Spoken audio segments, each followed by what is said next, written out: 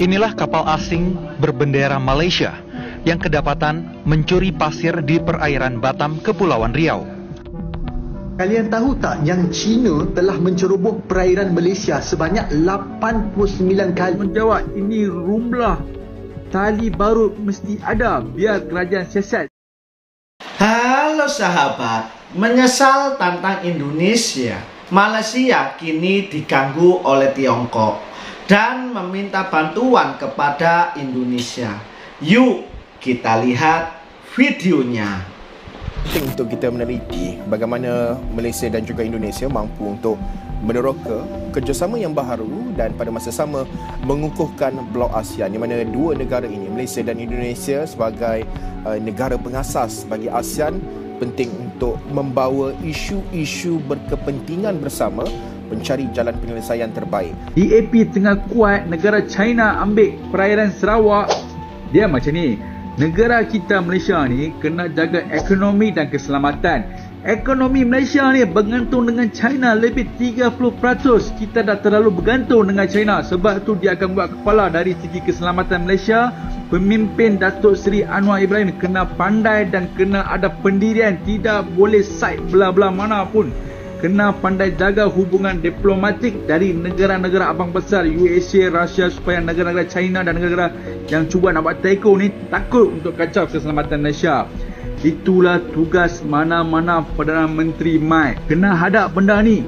Seperti kita tahu, nota diplomatik China dan Malaysia bocor oleh puak-puak tidak bertanggungjawab. Ini rumlah. Tali barut mesti ada biar kerajaan siasat siapa pelakunya. China ni suka buat kepala. Mahkamah sangat menyokong Filipina. China mendapati China telah melanggar hak kedaulatan Filipina di perairan tersebut dan mengganggu penerokan perikanan dan petroleum dan membuat pulau buatan. China buat kepala, dia tak peduli.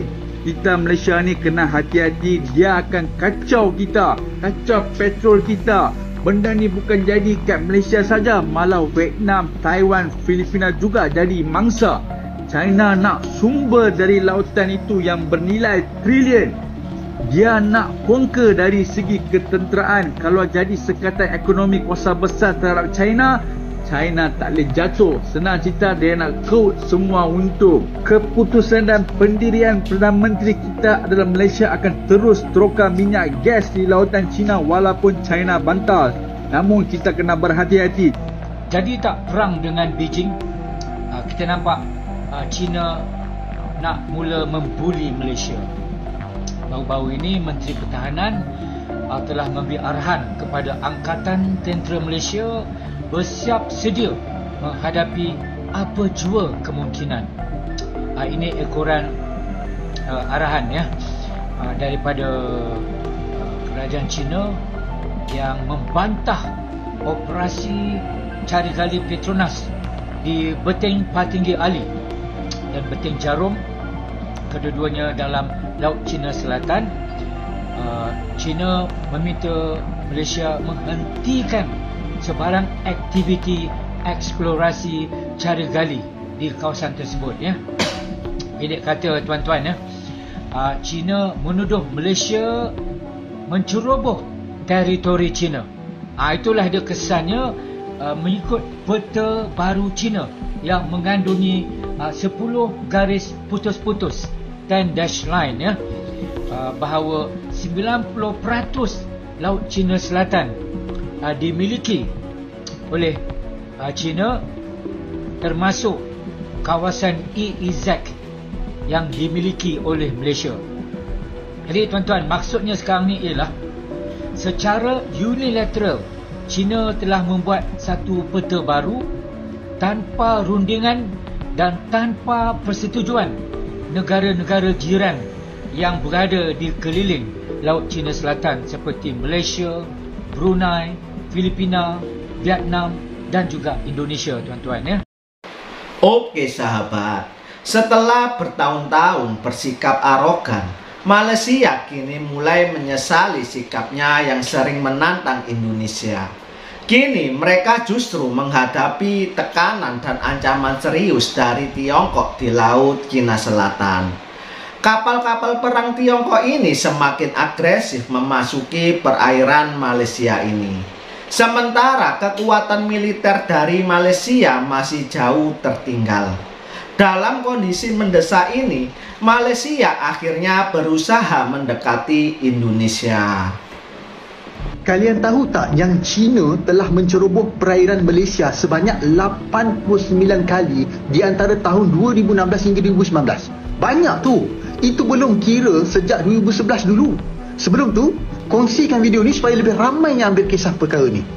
Yang lebih menggerikan, laporan Asia Maritime Transparency Initiative mendedahkan bahawa kapal pengawal pantai China bukan sahaja menceroboh, bahkan duduk selama 316 hari di beting Patinggi Ali pada tahun 2022.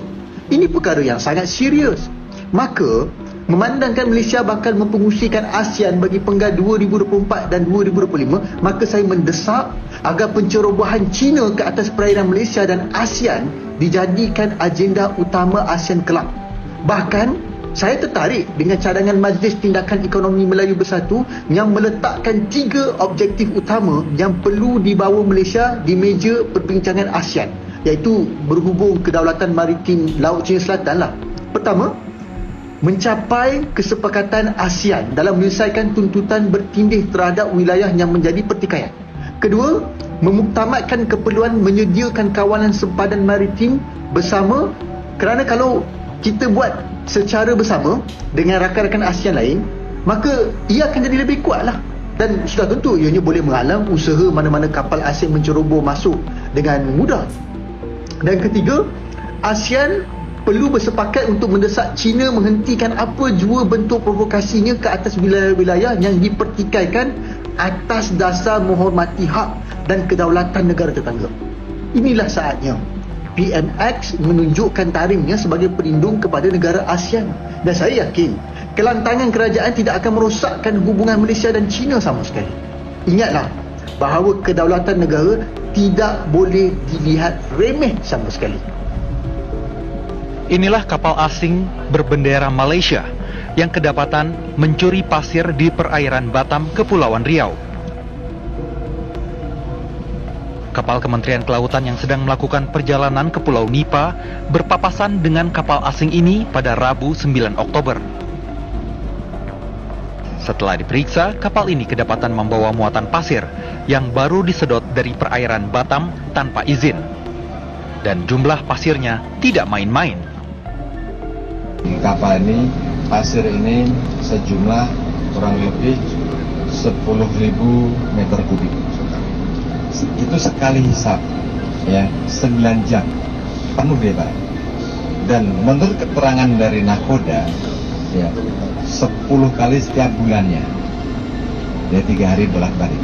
Bisa dibayangkan jika setahun seperti apa, ya kan? Nah, untuk itulah KKP mengatur, KKP membuat peraturan supaya apa?